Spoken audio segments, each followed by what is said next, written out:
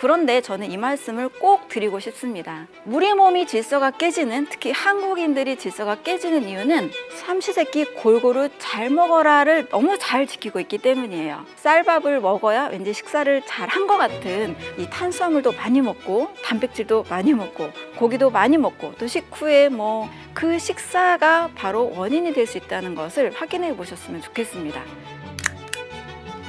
안녕하세요. 저는 완전해독연구소의 류은경입니다. 주변에 약을 드시는 분들이나 또 암을 경험하신 분들이 워낙에 많다 보니까 우리는 이런 생각을 합니다. 사람은 원래 나이 들면 아프고 병드는 거 아니야? 어느 정도 나이가 되면 약을 먹는 게 당연한 게 아닐까? 이런 생각들을 우리는 굉장히 당연하게 하는 것 같아요. 그런데 저는 이 말씀을 꼭 드리고 싶습니다. 사람의 몸은 병들지 않도록 설계되어 있습니다. 우리는 건강하고 행복한 삶을 사는 것이 원래 우리가 누릴 수 있는 기본값인 거예요. 근데 주변에 많은 분들이 아프다고 사람은 당연히 아프다, 당연히 약 먹는다, 그것은 아니라는 것을 여러분들에게 꼭 강조드리고 싶습니다.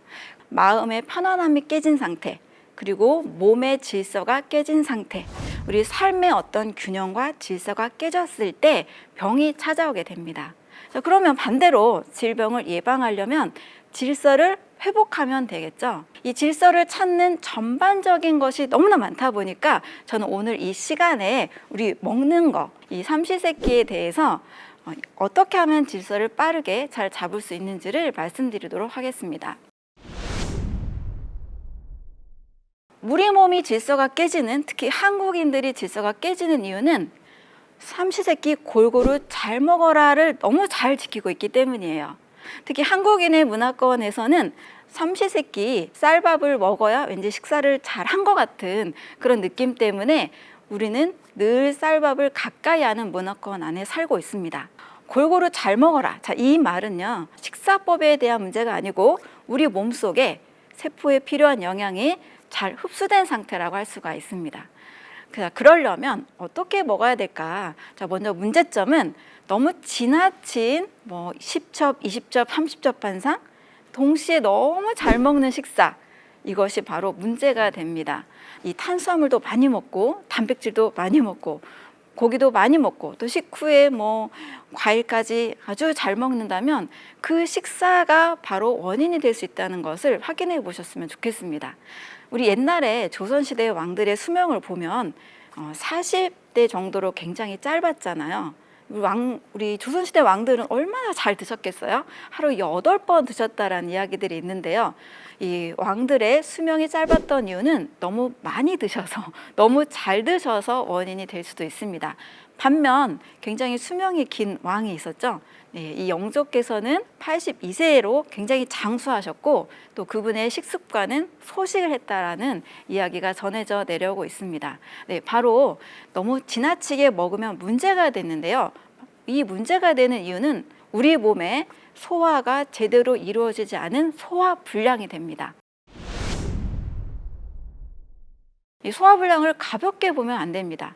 자, 탄수화물이 소화불량이 되면 몸속에서 발효가 일어나서 가스가 차게 되고요. 단백질이 소화불량이 되면 몸속에서 부패해서 그 변질된 성분들이 내 몸에 독소로 남게 됩니다.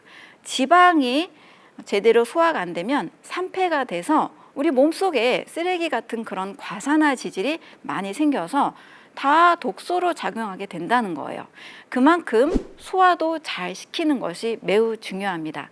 또한 우리 한국인들은 탄수화물을 지나치게 많이 먹게 됩니다. 특히 복합 탄수화물, 자연의 탄수화물을 적당히 드시는 것은 괜찮습니다. 그런데 정제된 탄수화물이 우리 몸에 과량으로 들어오게 되면 우리 몸에 초과된 포도당과 단백질에 아미노기가 붙어서 최종 당화산물이라는 찌꺼기로 바뀌게 됩니다.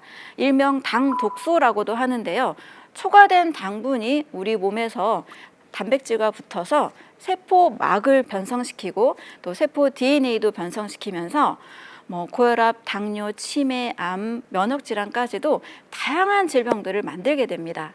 따라서 초과된 그런 탄수화물이나 단백질이 지방이 있다는 것은 단순히 살이 찌는 차원을 넘어서서 우리 몸에 독소를 만들게 되고 몸의 질서를 깨뜨리게 되고 이것이 다양한 대사질환의 원인이 됩니다. 자, 그중에서 혈당에 문제가 된 것이 바로 당뇨병이죠.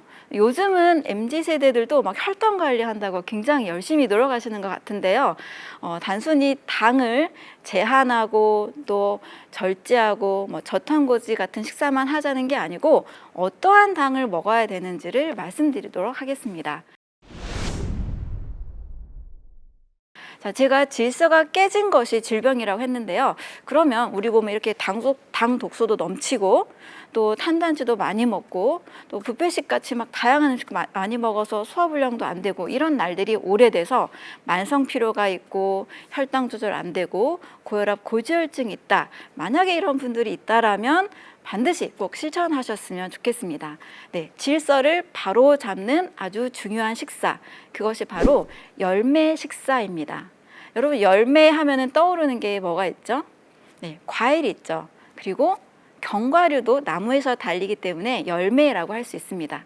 때로는 밭에서 나는 그런 열매들도 있죠. 자, 이 열매 식사가 사람의 몸을 빠르게 바꿔줍니다. 특히 저는 늘 아침 식사는 과일로 드세요를 항상 강조하는데요. 뭐 요리할 필요도 없고 바로 씹어 먹을 수 있고 또 그 효과도 빠르면 3일, 일주일 안에도 느낄 수가 있습니다. 자, 여기서 제가 열매는 과일과 특히 견과류를 많이 강조를 드리는데요. 왜 이렇게 열매를 강조할까? 그 이유는 제가 세포를 키워봤다고 했잖아요. 세포에 이 50종의 영양소가 늘 있어야 세포는 잘 자라는데 이 50종의 영양소를 큰 분류로 하면 9대 영양소가 필요합니다. 탄수화물, 단백질, 지방 3대 영양소죠. 비타민, 미네랄 이게 5대 영양소고 또 세계보건기구가 6번째 영양소로 식이섬유를 또 정했습니다. 이렇게 6대 영양소까지는 많이 알고 계실 거예요. 그럼 또 나머지 3개는 뭐냐? 항암 성분으로 과학자들이 굉장히 강조하고 있는 것이 식물 영양소입니다. 파이토케미컬이라고 하는데요. 암세포의 성장을 막고 또 암의 혈관 신생을 막고 항암, 항염작용, 또 우리 온몸에 필요한 중요한 비타민, 미네랄들을 다 제공해 줍니다. 또 여기에 효소가 있고요. 9번째로 수분이 있습니다. 네, 여러분 잘 기억하고 계시죠? 자, 6대 영양소는 어느 정도 많은 분들이 좀 신경을 쓰고 계십니다. 그런데 이 밥이나 빵이나 고기나 우유 같은 탄수화물, 단백질, 지방의 성분은 효소라는 것이 없으면 절대 제대로 에너지로 만들어지지 않습니다. 따라서 비타민과 미네랄도 효소를 이루는 조효소라고 할 수 있고요. 또 이왕이면 음식을 통해서 효소가 들어있는 음식을 먹으면 더 좋은 겁니다. 그러면 우리 몸속에서 늘 생산해야 되는 이 효소를 그렇게 많이 만들지 않아도 되기 때문에 마치 통장에 잔고가 많이 들어있는 것처럼 몸에 효소가 충분해서 건강한 몸, 또 질병을 예방하는 몸, 또 젊은 몸이 될 수가 있습니다. 자, 이렇게 9대 영양소를 다 가지고 있는 음식을 보신 적 있으신가요? 저는 못 봤어요. 그래도 아무리 과학이 발달을 하더라도 자연만큼 뛰어난 과학은 아직은 없는 것 같습니다. 먼저는 음식이라는 거죠. 그런데 이렇게 9대 영양소가 다 들어있는 과일, 그리고 단백질, 지방은 견과류에 좀 많이 들어있죠. 이 과일과 견과류를 충분히 채우면 우리 몸에서는 어떤 일이 일어나게 될까요? 제가 3일 만에도 변화를 느낄 수 있다라고 이렇게 호언장담을 했는데 3일 만에도 느낄 수 있는 변화는 피부와 장의 변화입니다. 일단 변비가 없어지고요. 화장실을 못 갔던 분도 잘 가십니다. 또 여성분들은 몸에 독소가 빠지니까 이 피부가 맑아지면서 화장을 잘 받는다고 이야기하십니다. 또 일주일 정도 하시면 만성 피로가 굉장히 줄어들고 아침에 일어나는 게 예전만큼 힘들지 않다, 몸이 가벼워졌다 이렇게 얘기를 하십니다. 어떤 분들은요, 한 2달 정도 실천하신 분들은 불면증이 사라졌다는 분도 계시고요. 한 100일 정도 하신 분은 자가 면역 질환을 굉장히 많이 호전시켜서 약도 줄이거나 또 먹지 않게 되는 그런 사례도 있었습니다. 병이 생기는 이유는 우리 몸의 신진대사의 질서가 깨졌기 때문이기 때문에 이런 장기들의 건강을 회복하는 것이 우선적으로 해야 되는 일이다를 강조하고 있습니다. 따라서 아침 과일 습관을 가지게 되면 제가 늘 강조하는 신진대사가 원활해지는 것, 위, 장, 간, 췌장이 튼튼해지는 것, 그리고 많은 어르신들이 피가 깨끗해야 건강하다 이런 말씀 많이 하시잖아요. 바로 피가 맑아지게 됩니다. 근데 과일을 이야기하면 꼭 이런 분들이 계세요. 그거 너무 달지 않냐? 지나친 당분 때문에 또 당뇨병 일으키지 않느냐? 이런 이야기를 하시는데요. 자, 우리 자연을 한번 보면 자연에 있는 동물들은 영양학을 알고 있나요? 그들은 본능적으로 살고 있습니다. 자, 미국에서 의사들을 가르치는 의사라고 알려진 조엘 펄먼 선생님은 수의사와 사육사는 어떤 동물이 무엇을 먹어야 되는지를 정확히 알고 있다. 그래도 유인원과 비슷하게 먹어야 되지 않을까라는 결론을 내리게 됐습니다. 왜냐하면 유인원이라는 말 자체가 바로 사람과 닮았다라는 거예요. 무엇이 닮았느냐? 자, 해부학적 구조가 99% 일치하고요. 유전자 구조도 99% 일치합니다. 자, 그래서 제가 하루에 한 끼 정도는 유인원들이 주식으로 먹는 과일 식사를 하자. 그리고 열매를 좀 같이 먹자를 늘 강조를 드리고 있습니다. 만약에 여러분 유인원들이 우리가 먹고 있는 십첩반상, 여러분들 해물찜, 아구찜, 또 가끔 소갈비, 삼겹살 이렇게 한 상 차려놓고 드시잖아요. 자, 이 식사를 동물원의 원숭이가, 고릴라가 먹는다라면 그들은 건강이 어떻게 될까요? 우리가 먹고 있는 치킨, 햄버거, 피자를 유인원들에게 동물원에 갖다 준다면 그들은 어떻게 될까요? 우리 한번 직관적으로 한번 생각해 보면 여러분들이 답을 알고 계실 겁니다. 단 한 분도 더 건강해질 거야라고 말씀하시는 분들을 제가 만나보지 못했어요. 아마 그들도 아플 것이다 라고 이야기를 많이 합니다. 자, 이 사실을 한번 생각해 본다라면 우리가 현재 먹고 있는 너무나 풍족한 식사들은 좀 단순한 밥상으로 바꿔주시고 또 하루에 한 끼, 특히 아침 식사만큼은 과일 식사를 하는 것을 추천을 드립니다. 자, 당분 많다고요? 여러분이 매일 드시는 쌀밥보다 훨씬 안전합니다. 쌀밥의 당지수는 70에서 90이고요. 현미, 건강하다고 알려진 현미의 당지수는 55입니다. 그런데 사과와 포도의 당지수는 각각 36, 46밖에 되지 않습니다. 과일은 거의 90% 정도가 수분과 비타민, 미네랄들이고요. 당분은 약 10%밖에 되지 않습니다.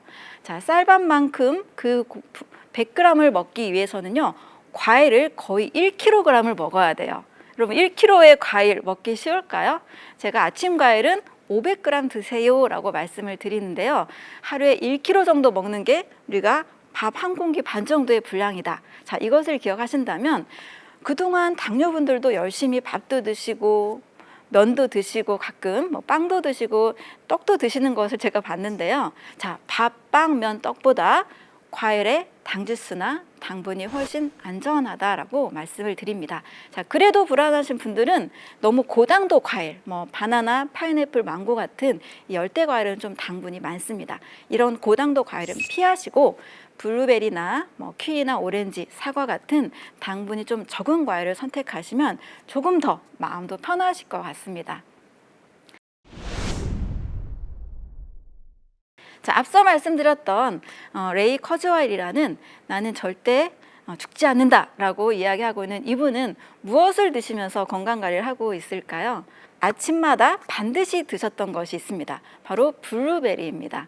역시 이분도 과일을 드시고 계시죠? 자, 그리고 스콧 니어링과 헬렌 니어링, 100세까지 무병장수의 삶을 보여주었던 이 두 분도 아침 식사는 무조건 과일을 하셨습니다. 자, 그럼 그 외에는 무엇을 먹어야 될까요? 네, 과일류, 사람이 반드시 한 끼는 먹어야 될 음식으로 제가 늘 말씀을 드리고, 자, 채소류, 버섯류, 해조류, 그리고 견과류, 씨앗류, 콩류 이런 음식들을 하루 식단에 좀 최대한 많이 70에서 90%를 드시고요. 대신 단백질류, 고기, 생선, 계란은 10% 이내로 드실 것을 추천을 드립니다. 그리고 너무 많은 동시에 다양한 밥상보다는 이 단순한 밥상, 이렇게 사찰 음식 같은 검선 밥상, 밥에 그냥 채소, 버섯, 뭐 해조류 이렇게 좀 단순하게 두세 가지의 반찬 정도로만 드시는 것이 완전 소화에 가깝게 됩니다. 우리 몸에 다양한 음식으로 소화불량을 일으키면 그것은 독소가 된다는 것을 기억하시고 몸의 질서가 깨지고 염증을 일으킬 수 있다는 것을 기억하시면 되겠습니다. 자, 이제부터는 여러분들이 모두 다 아침 한 끼만큼은 과일 식사 하시고요. 또 견과류도 함께 섭취하시면서 몸의 질서를 잡아가는 건강한 여러분들이 되셨으면 좋겠습니다. 네, 여러분 시청해 주셔서 감사합니다.